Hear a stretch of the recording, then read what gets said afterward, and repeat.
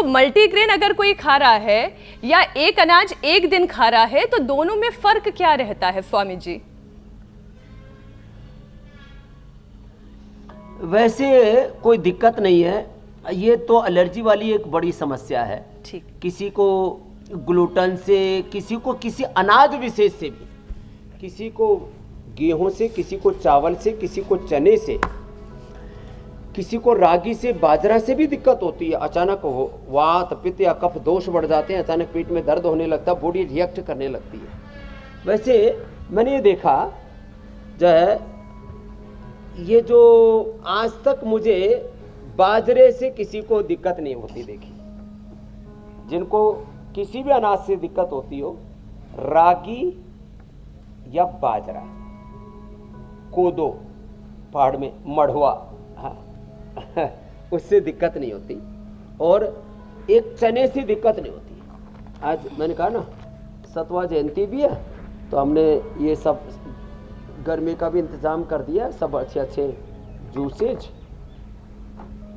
और अच्छे अच्छे शरबत भी उपलब्ध करा दिए। और ये सतुआ संक्रांति पर सत्तू जो है, इसके बारे में थोड़ा आज डिटेल में बताएंगे। ये पी लिया करें, इससे पूरा पोषण भी मिल जाता है और शरीर में कमजोरी नहीं आती। तो मंडूकासन, योग मुद्रासन, अर्धमत्स्येंद्रासन, गोमुखासन थोड़ा लंबा करें और कपाल भाती के साथ करें। तो मिक्स अनाज खा सकते हैं, एक एक खाते हैं तो शरीर को ज़्यादा मेहनत नहीं करनी पड़ती। नहीं तो जो मल्टीग्रेन खाते हैं तो एक अनाज में, एक जड़ी बूटी में, एक वनस्पति में, कोई भी एक प्रकार के आहार में, अरे आहार छोड़ो, इस शहद में, ये देखो ऐसा नहीं कि पतंजलि शहद में ही, कोई पतंजलि शहद नहीं बनाता, हम तो उपलब्ध कराते, शहद तो मधुमक्खी बनाती है।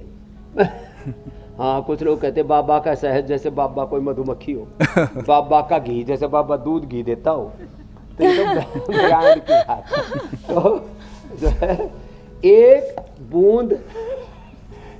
बूंद शहद में 1000 फूड और मेडिसिनल कंपाउंड है। कितने? 1000। तो एक एक अनाज में 100 से लेकर के 1000 फूड एंड मेडिसिनल कंपाउंड होते हैं।